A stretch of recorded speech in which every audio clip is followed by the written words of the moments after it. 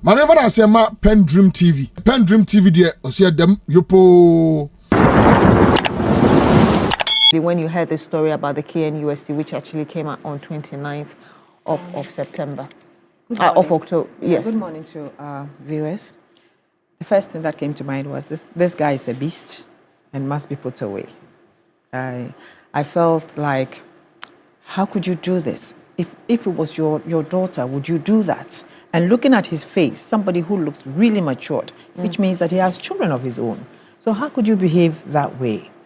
That was the first thing that came to mind. And I was happy that he had been sanctioned, and the gender minister is going forward to make sure that he pays dearly for what he has done. This will serve as a deterrent, because somehow a lot of these things have been happening and people seem to just look the other way.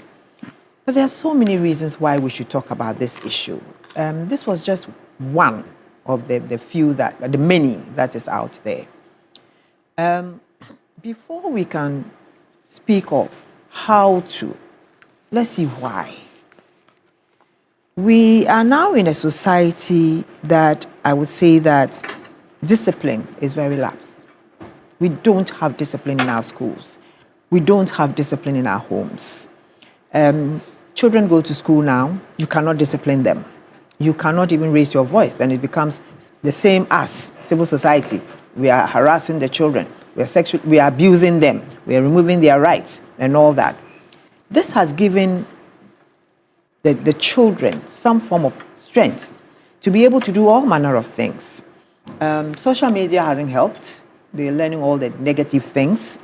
And somehow, I mean, recently we saw a clip doing the rounds where young people who had just finished school were actually threatening people out there, married people out there. We're going to go out and take your husband. We're coming for your husbands. We are coming for your husbands. We are coming for that.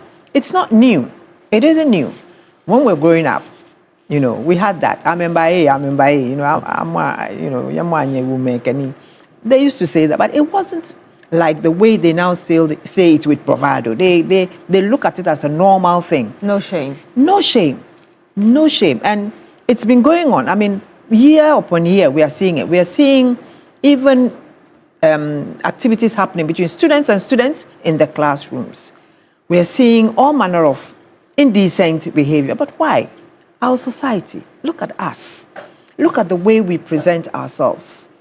You know, when I was growing up, and I still think it holds, that you are told that as a lady, you don't shake your bumps.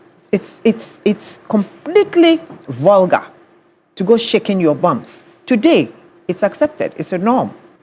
Women actually go out there shaking their bumps, and society is looking at them and admiring them. It's vulgar. It's terrible.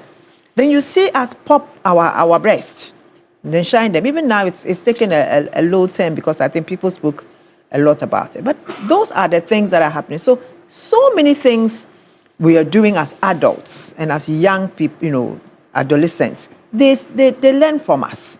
They look at it and they think that it's okay. What kind of movies do we watch at home with our kids? You know, what kind of language do we use in front of our kids? The behaviors, you know, all those things, they're learning from us. So somehow, as parents also, we have lost it. We are not able even to talk to our children. You have to be able to talk to your child, your daughter especially, her first period. You should be able to educate her on all the issues that come with it. So that when she goes to school, she will at least be armed to face the teacher when the teacher says this and that. You understand? But these days, we don't do that. The young guys, you break a voice, and you know your father is like, hey, young man, come and sit down. This is it. If you don't know and you touch this is what is going to happen. But now we all go out to work. Economic. So we go out to work. Everybody is looking for money. We don't even have time to sit and talk to our children. You understand? When you talk to your daughter, if she's your friend, she will tell you when the teacher is harassing her. She will tell you when a young boy or anybody else is harassing. But we don't talk to them. So now it's peer pressure and a lot. So they just do what they want to do. So what can we do? We can start by doing the real parenting. Let's start by talking to our children. Let's start by telling them what is right and what is wrong. And then also, let's hope and pray that the GES will stick by its rules and always punish, not transfer. You see, somebody does something wrong and then you hear that the person has been transferred to another place. It's not only from the GES, but from other institutions. Let's punish. Let's make it so bad that a deterrent that no one would want to do it again. And then also, I think that pharmacies, one of the things that is making this thing to go, kind of like haywire, is because of the after pill. Young ladies or young girls are beginning to think that it's toffee. I'll go and have sex and then go and take a pill and I won't get pregnant. So it's actually encouraging them to go out there. And then pharmacies are selling it. The pharmacists must be strict on who gets hold of these. That should be like the Medical and Dental Council, Yes. really prescribing what drugs are off the counter and which ones are category A and the rest. So the young ones shouldn't be able to just get those drugs just like that. But they are getting it. As for condom, that's it. It's all over. You can buy it, scented, whatever. They have them. You understand? But these days, what we are seeing is a lot of teenage pregnancy, which definitely means that there is no condom use. So let's get that one also. Because you see, the education on venereal diseases, we have stopped mostly. Since HIV became controlled, nobody's talking about HIV, nobody's talking about syphilis, nobody's talking about gonorrhea and the likes. So these are the things that we must start doing. We must start talking. I'm glad you talk about the parents, the need for parents to take a closer look at how they're raising their children. But growing up, I also remember the saying that it's a society that raises a child, to an extent that I had my grandmother telling me that, hey, don't think that because you're yet to have your menses, you can't get pregnant, because there are those who have sexual intercourse before they actually see their first menses and they get pregnant out of that. That puts some sort of fear in you that you need to be careful, even, wherever you find yourself. And so that's why I want to ask you that you admitting the bit that parents are now very busy because of economy and a lot of activities. Shouldn't it be the entire family being concerned about how they are raising a girl or a boy through the community or the society? Who is the family? The unit that becomes the family are all out there hustling. You understand? The unit that is supposed to be there, the grandmother that some years ago would be sitting at home and checking you as to which boy is coming, is also working. You understand? It's a vicious cycle. Society is rushing. We are rushing. You have not noticed. We are rushing everywhere we are going. Rushing to catch the trotro. We're rushing to go and come out. Everything we are doing as a country, we are rushing. So our children are actually not receiving the best. And we've learned a few things from social media, from friends, from travels, and the likes. Now we have house parties. Do you know what happens to those exclusive house parties? They're almost nudist camps. People know, what are we doing about it? And then we have a situation where people in society, big people in society, when they're having their parties, they make it a point to say, let's get a bus to go and bring university girls. Do you understand? Is it new? But it's something that is there. What are we doing about it? What are you as a parent doing when your child comes with a car, with a new phone, with a new set of clothes, with new shoes that you didn't buy? What are you doing? They hardly notice it. Because they're so busy out there chasing after money, chasing after worldly things. And then at the end of the day, we have so many teenage pregnancies. We have children going to school with no advice whatsoever, and therefore they face the teacher, and that is the trouble. And most of these people are vulnerable because of lack of certain things. So the poor, their children are really suffering. Because when you send your child off to school, she has no money. She probably doesn't even have soap. Basic things like soap. You understand? A teacher takes that as a clue. You don't have money. Why is it that every day you are looking drab? You are looking this. Oh, come and get this money. Go and buy food. Go and, that is how it starts. We must look after our children. We must have time. Let me get your thoughts, Nana Jantua. But before you even come in, let me say that we're joined by Sahadatu Ali Halid with the Gender Equality and Social Inclusion Unit of the Africa Education Watch. I'll be coming to you very shortly to get your perspectives. Nana, I realized that you were reacting to what Madam Ayarna was saying. No, I'm very quiet this morning. Good morning to you and good morning to your viewers. Auntie, good morning. You see, this thing didn't start today. And I believe the fulcrum of our conversation goes around the video that was viral. Exactly, with the assistant headmaster's hand on the breast, fondling so I am the breast saying and all that, of that. who took that video? Do you get me? Then, yes, maybe the MP has apologized and everything. But looking at the other side, was there consent? Who took that video? That the assistant headmaster's hand on the breast, and the girl did not pull the hand away. No. And took a video and it went viral. And laughing. And laughing. Was it not consent? I'm trying to get the point you're making. I'm just trying to ask that who took that video in the first place? So are you supporting the view of consent in I this am scenario? saying that we should also check our girls. How old is she anyway? Do you get me? As we bash the older ones, we should also check our girls. Because I always say that if you are in that situation, we've been young girls before, and you resist. You go through some punishment, but that resistance makes you feel good. Do you get me? So nobody has asked the question, who took that video? And who sent it viral? But the whole idea is that somebody in essence, she's a child. And so even if there was a supposed consent, that is still wrong. I am saying that it is wrong, but I'm saying who took that video. So we need to check our girls. They want to get material things. Even when they haven't gotten to that stage.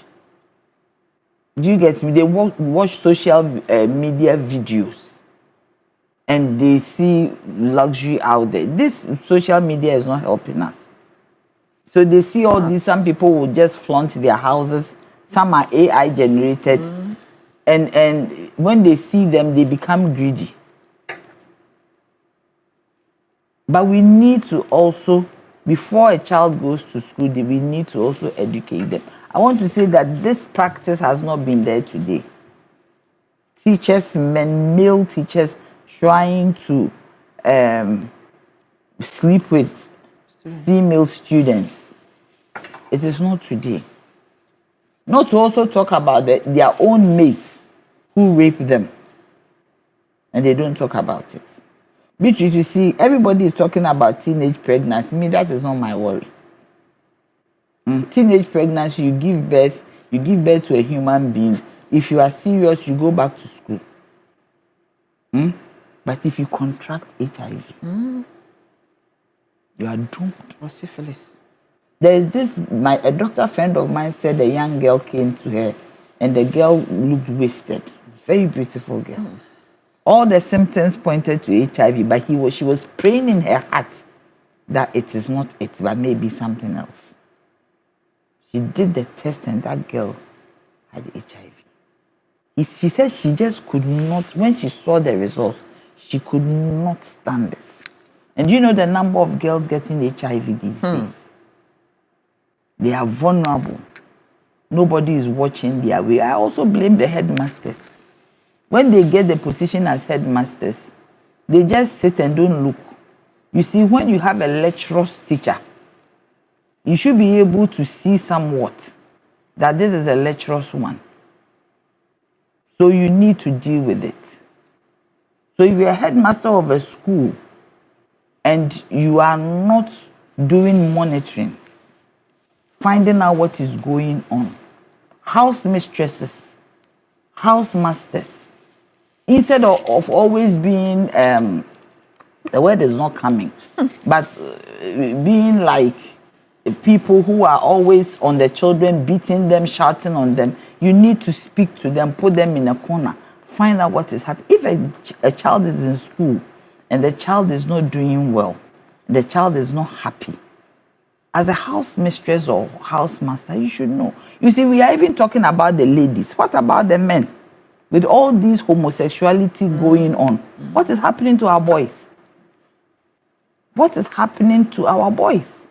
We are seeing the girls, but what about our boys? Who cannot even come out and tell anybody? Maybe a teacher is touching a boy. A teacher is doing something. A teacher was touching a friend's son. Do you get it? And this boy was so depressed. So what is going on in that school, the boarding houses, what is going on, Beatrice? We need to really look at it. And as Auntie said, we the parents, we have left the raising up of our children to the teachers. We don't have time. Always going out hustling. But you need to have time. Me, I always have time for my children. My children are old. But even though I was busy, I'll make sure that you go to Sunday school. I make sure that we read the Bible. I'll make sure that we pray. I make sure that I put certain things in you for you to understand that there are things you cannot do. Do you get me? We have to make time, my dear, for our children. And I want to read to you sexual harassment and misconduct policy as put out by the University of Ghana. Of course, what we are talking about is pre-tertiary. Yes. But the way the University of Ghana put it out, it seems like it covers whatever we are discussing. And it talks about definition of sexual harassment and other forms of sexual misconduct. And it says that this is defined as in sexual harassment as an unwelcome conduct of a sexual nature, including unwelcome sexual advances, requests for sexual favors, and other verbal, non-verbal, written, electronic, graphic, or physical conduct or behavior of a sexual nature when submission or a rejecting of such conduct is made either explicitly or implicitly a term or condition of an individual's employment, academic standing, or participation in an educational program or activity. But I want to read this to you because of a point you made earlier, that sexual relationships that occur in the student-teacher context or in the context of employment, supervision, or evaluation present special problem. These types of sexual relationships are especially vulnerable to exploitation due to the difference in power and the respect that are often present between a teacher and a student, a supervisor and a subordinate, or a senior and junior colleague. As a result of this power differential, a student's voluntary participation in a sexual relationship with an individual in a position of power does not on its own demonstrate that the conduct was welcome. And you made a point about the young girl laughing. Yeah, why are you laughing? Yes, but again, this explains it clearly that because of the positioning of the individuals involved, irrespective, the person with the higher authority should rather be considered as somebody who probably didn't take the responsibility as he should be. And that's why I want to come to you on that. Why should you, little girl, laugh when an older man puts his hand on your breast? So I'm saying, assuming that these children are coming from homes where people are not guiding them as to what to do, you expect that people in such authority will be tougher and ensure the right things are done. I am saying that you, that young girl, there are things I don't want to say, but we are dealing with a certain yes. I even go beyond schools to older men who chase younger women. A friend of mine took a daughter to a Legon. When she got to the hall, the man said, "Take your child back home." The porter. Yes. The porter told my friend that take your child back home. Why? Yes. Because the porter said that the things that happen here, it is not good for the eyes. He actually told my friend things that cannot be said here. How these young girls are taken out by older men. Yeah. And it's in society. Yes, buying cars for them. They don't learn. I mean, it's true. This is from a porter, so I don't have, there's no evidence to the fact. So I can't say it publicly. Sex for grades. Yes. I mean, it is going on. So I believe that as you see, when God created Adam, he said something that sometimes we take it for granted. He looked at him and said, this one cannot be alone. So it means we, the stronger species, always we should make sure that our daughters are protected. I've said it in different words. I cannot come out and say, but this one I'm talking about reality. Reality that happens on the ground. Do you get me? There are girls, you see, the home plays a lot. I mean, a bigger role. Because there are girls even who are very poor. But if you make the attempt to even go close, they will reject you outright. There are girls who are from rich homes. Look, I have a friend there who went to a party. This friend has bought a car for the daughter. This friend is rich. Then he went to a friend's party and his daughter came there as an escort. His own daughter, who is in Legon, as what Auntie said. Bring the bus. Yes, in her bus came as an escort. The girl lacks nothing. Peer pressure. I think we need to take our time and have a holistic view of what it is. It is very dangerous because some of these girls even go out in the night to prostitute while their parents are at home. What is going on is very, very dangerous. And the aspect of HIV, the number of young girls who are getting HIV and the number of these girls who are spreading the disease because they are angry that somebody has somebody has given them a disease. Because right now there's no education on the usage of condoms. They've stopped. They have stopped because the Global Fund is talking about stigma. And there's no education on being infected. And people are being infected. Go to the AIDS Commission. The kind of data they have is horrendous. And everybody is looking away. How do you even know that this teacher has something like that? And he's also angry. I mean, we have to look into this matter very well. How do we know? How do we know that it is not that teacher alone in the school doing that? Security men. Security men. School security. School security. Sleeping with girls who allow them to leave the school, go out at night. Because they want to go out and do their own thing, they'll sleep with the security. The security will allow them to go as payment. Yeah. How do you, I mean, it is so terrible that we need to really put the thing right there on the table and, I mean, dissect it. And we should not leave the girls out. We should not leave the boys out. Yes, an older man should have a responsibility, but we have the bigger responsibility because if a man touches you and you say no, it is no. The man cannot do anything. Anybody who tells me that he can, what can he do? He will fail you in your grades. Your life will be uncomfortable, but you will keep your dignity. Do you get me? Me as a young girl, I faced this thing so much. That is why I stopped journalism. Because everywhere I went, I would get a complimentary card. Then I saw the stress was too much. I said, okay, let me go and do PR. Do you get me? So you yourself should also have strategies to protect yourself. When I was a little girl, I used to always be in shorts and playing with boys. Do you get me?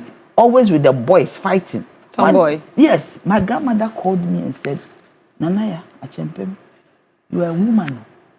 Your friends are not boys. A woman has female friends. It stayed with me. Gradually, I moved away from that life. Do you get me? So family has, it is very encompassing. Family has a responsibility. Society has a responsibility.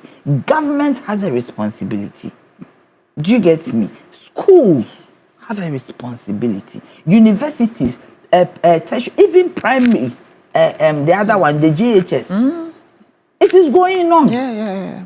The primary one, there are people, teachers, who touch the genitals of young boys. I'm telling you. Perverts. We have them. We have perverts touching young boys. Do you get me? Maybe this video has opened up the conversation. But we have, in primary school, teachers touching young boys. And when they come home, they are so down, they can't even talk about it. The teachers keep touching these young boys. Do you get me? I will come back to hold on to or has failed to be responsible rather than blaming the victim who is just a child and no matter how you look at it could not have consented to this? You see, what she said that I go with is the holistic investigations and approach, that we should not only concentrate on what has happened for this incident alone, but we should do further investigations even into other schools, like is it Godwin Asidiba, yes. Godwin Asidiba did.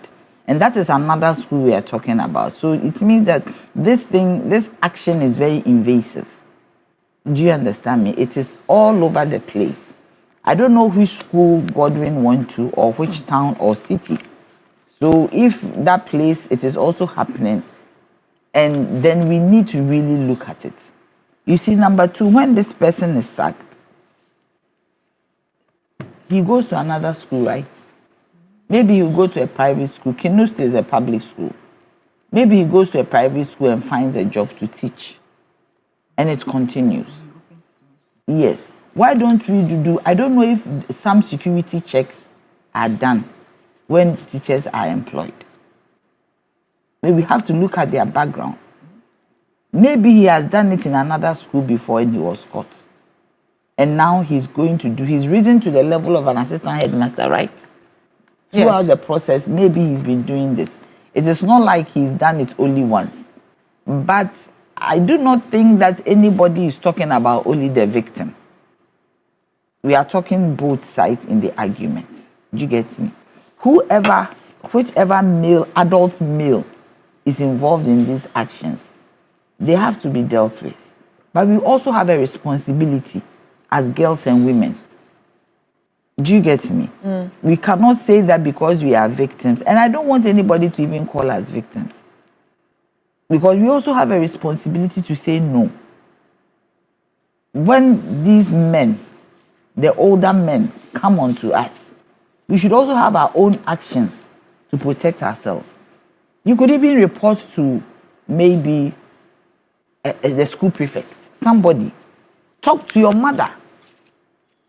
If you don't have a mother, everybody has a guardian. Yes, because what we are saying here is that we have to also protect ourselves so that we are not preyed on. Do you get me? Because if we do not protect ourselves, this one is not only to girls, even the older ones who are working in institutions, they might face the same thing. You go to work and you are not happy because your boss is preying on you, either male or female. Me, I see it both sides. So we need to also protect ourselves. We are not saying that the men, nobody is saying the men should not be blamed. We have blamed them as we sit here. But the onus also falls on us, family, everybody, for us to be protected. The wider family should protect the girls, should speak to them, should educate them. Even within the schools, there should be awareness creation on some of these issues. And as I said before, reiterating that for me, it is not even the pregnancy anymore. Which is the diseases that you will get that will live with you for the rest of your life. So if that man says that they will not let you be, you should let yourself be. Be confident enough and bold enough and say, no, I will not do it. No matter what you say, even if it will cost my education. Because if you are not careful, it will cost your life. It will cost your life. I'll come to you very shortly, Madam Ayarna, for your final word on this, and then we'll move on to reforming our prisons and ensuring that it is more of a reformative area rather than further punishment. But there's this comment coming from Olufemi Ben, who says, good morning, Beatrice. On the topic, as in what we're discussing now, I passed through a private university at Agbogba 2 days ago, and the number of private cars parked outside the university was outstanding and scandalous. The students, into bracket female, are willing players in the game of enticement and prostitution.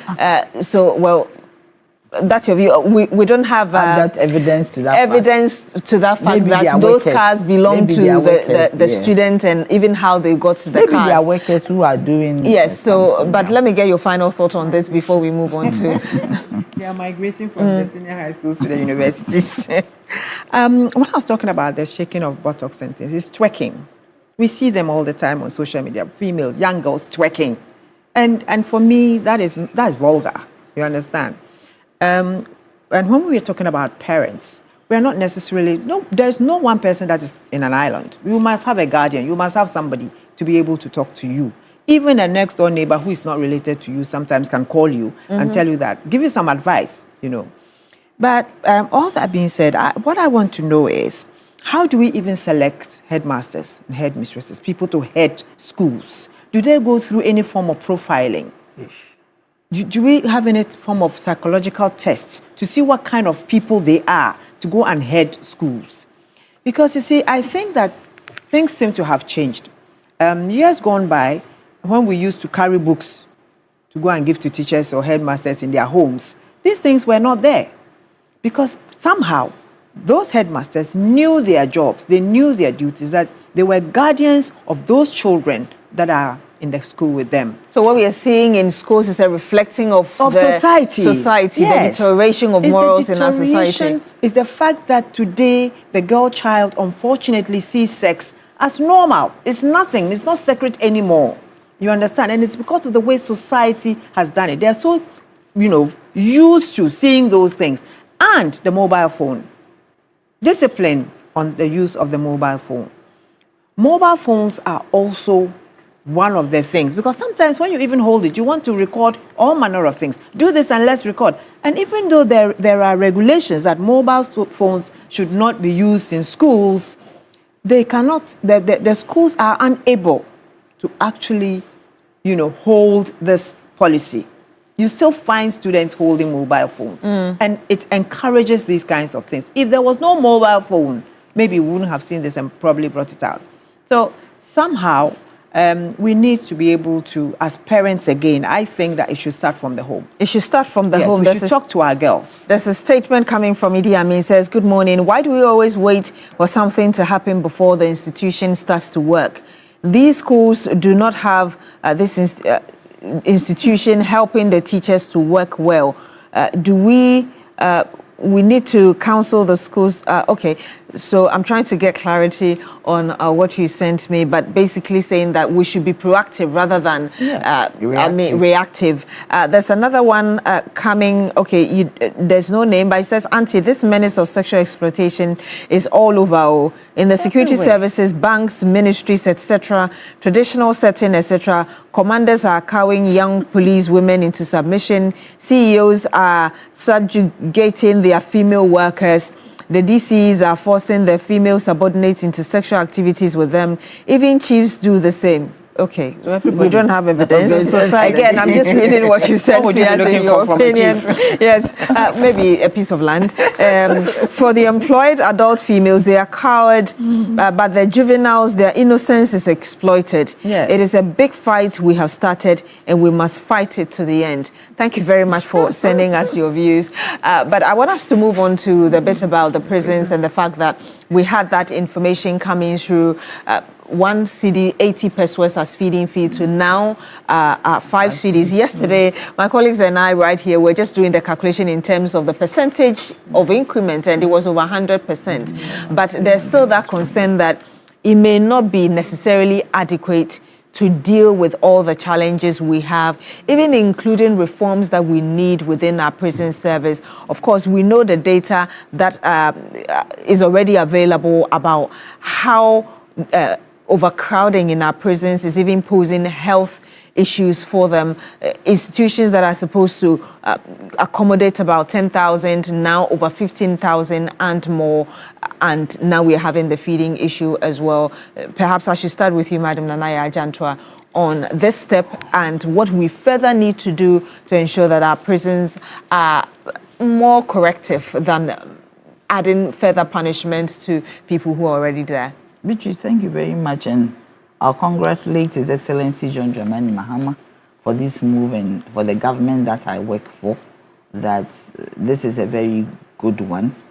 1 cedi, 80 pesos to 5 cedis is a great move, and we know that by the end of our tenure, this would have been increased more. This shows that government is very particular about the vulnerable. You see, when you get into that prison, you become a vulnerable person, no longer a criminal. Because there are so many reasons why somebody is going to prison. During the 2024 campaign elections, I did my campaign in the prisons. And we were advocating for an increase in feeding fee. As we went around the prisons, I went round with Mago. Good morning, Mago. I went round with Mago to most of the prisons in this country. And the conditions there are not good enough. The women have skills. They do slippers, they do key holders. But when you hear the reasons why some of them are there, somebody borrowed 50 cedis. Somebody fought her rival. Somebody slapped somebody. Do you get me? I think we have to go back to our laws and find a way to put in place the non-custodial sentencing act. Yeah. It is time that we did that. Because when people are put in there in that situation, and you hear and you see it is the productive section of our population, young boys, in the prisons, young women. And for the men, it is sad. You find somebody as young as 20 years, 18, from Boston, transferred to the prison. What are the crimes?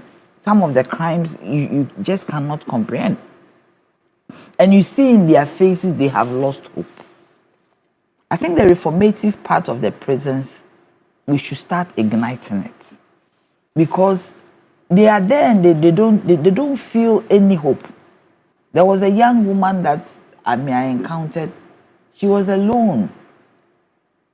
You could see that she felt lost. And how she got there was the same supervision that we are talking about. She did something that she thought that she was going to enrich herself, and it landed her into trouble. So I think that it is time that we look at the Non-Custodial Sentencing Act. Because you see, I've heard it is steeped in this, the law that allows people to give money. I've forgotten the name. It will come. Do you get that? When you do something and you return the money, it is steeped in there. But we need to have a non-custodial sentencing act. And that was actually a proposal that was championed by... PENDREAM TV. Now, so far so good. Say open online portal e Ghana. Nipa share, nipa follow, nipa comment here. To my best of knowledge, without any biases, PENDREAM TV.